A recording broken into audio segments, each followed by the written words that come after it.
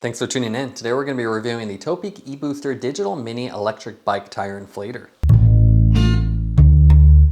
Topeak has released the new Topeak E-Booster Digital Mini, which is a smaller and more portable electric tire inflator.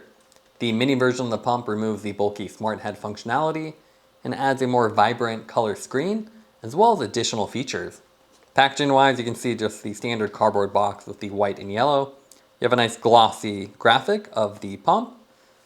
Some of the specs and features on the back and the side. And I'll go ahead and just open this up.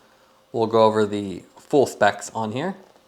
Retail price on this, I believe, is around $155, and it is a 120 PSI maximum with a 500 milliamp battery on the inside. It's USB Type-C rechargeable, and it's compatible with Presta, Schrader, and even Clik valves. So they have a special mode that'll be a little bit faster for Clik valve versus just using it like a standard Presta. You have a color screen, which is nice, and it also has a built-in flashlight here that'll let you use it in the dark. And you even get a little storage bag, which is always really convenient, so you can throw this in your saddlebag and not have it get all scratched up or damaged. You can see, as far as what comes with it, we have the actual pump. We have that little waterproof bag and the adapters on the inside, as well as a fabric bag, so you get two. You get a few adapters. With this one, you actually have to flip the little rubber piece and a metal piece on the inside, but you get a Presta adapter for the Schrader extension hose, so fairly short. USB Type-C charging cable, and then the quick start guide and manual. Now let's take a look at the weight of the pump. So we already took off the little screen protector. So with that off, it weighs about 122. Then we have the Schrader valve extension. About 16.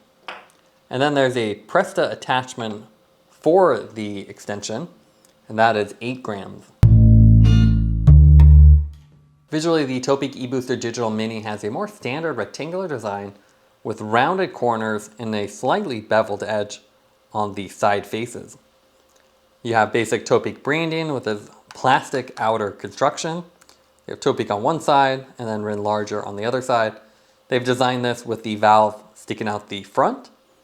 You have ventilation here and a little warning sticker, and additional ventilation here with these matching blacked out rectangles to complete the look. There's a USB Type-C charging cable port on this side, and then they place the screen on the left side, and every company does this differently. Sometimes the screen's up here, sometimes on the side. They seem to be about pretty equivalent, so when you're pumping, pretty easy to see this if you just look at it at an angle. There's 3 buttons here, so plus, minus, and then the screen above it. With this one, it's pretty small, so it's a lot smaller than the standard E-Booster Digital. It is actually a little bit more small in terms of dimensions. It's shorter, a little bit more narrow. Dimensions are 5.4 by 3.2 by 7.2 centimeters, or 2.1 by 1.3 by 2.8 inches.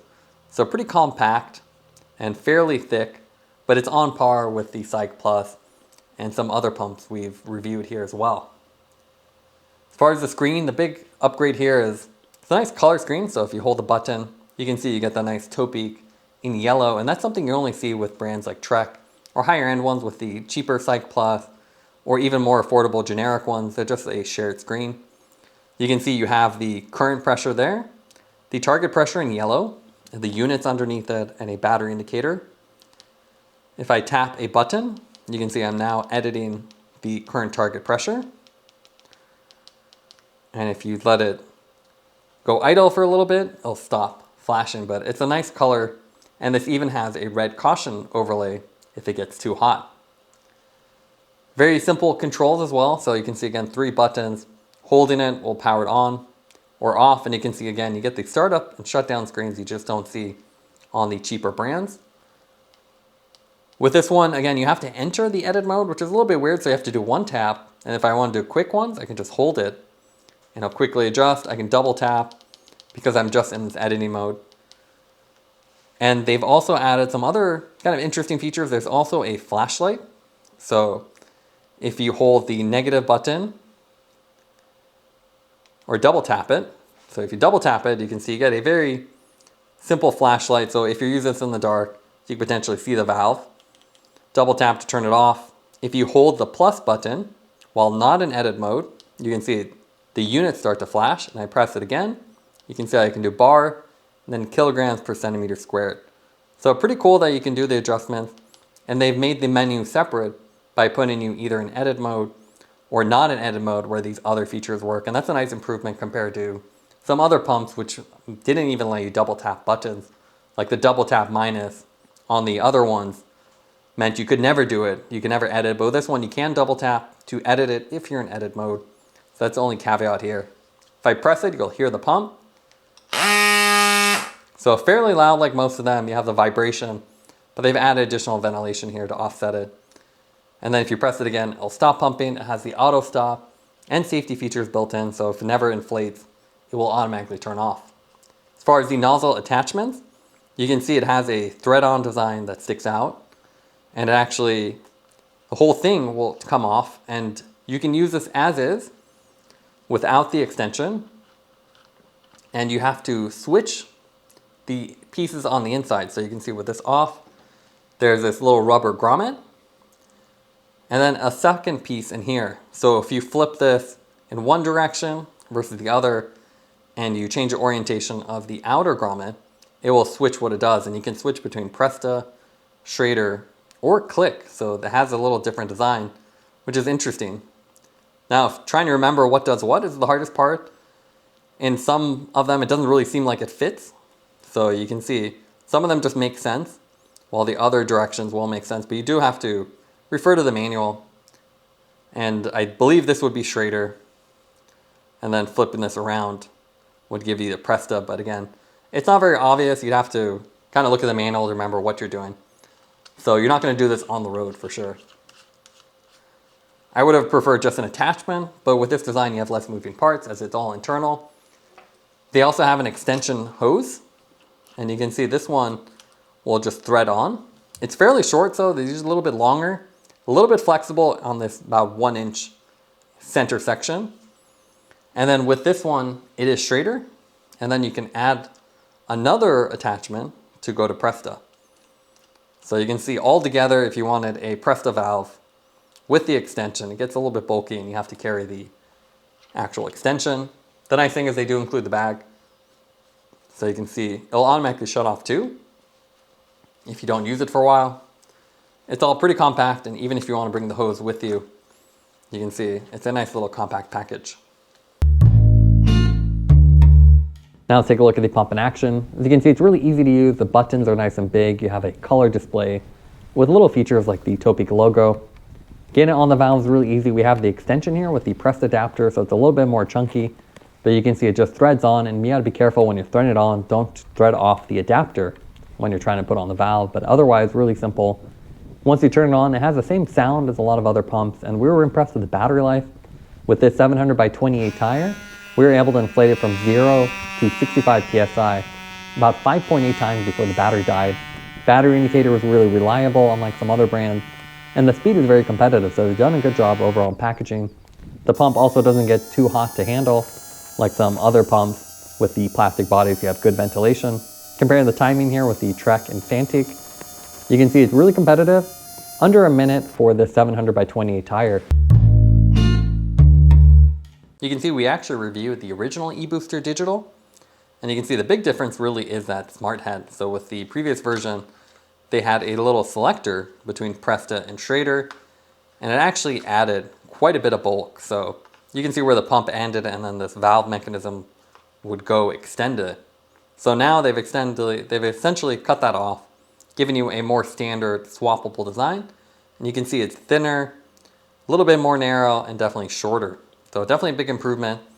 You can see the screen on the original was more of a standard design, so just black and white with the plus minus, no flashlight, no additional details. And now with the E-Booster, you can see with the Mini, you get that color screen and you get the on and off animations as well. So definitely a nice improvement. We also have the Trek, and again, with these bigger companies, you get the startup graphics. So with the Trek, you can see you get a little Trek logo. It's in green instead of yellow, and the screen is horizontal instead of It's actually, yeah, aligned with the valve while this one's horizontal. Although a little bit different, but similar ergonomics. You hold it and pump it. Similar design and shape. The Trek is slightly wider.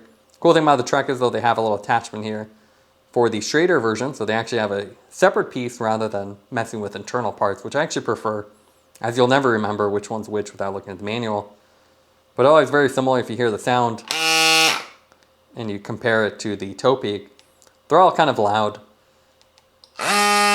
just slightly different tones.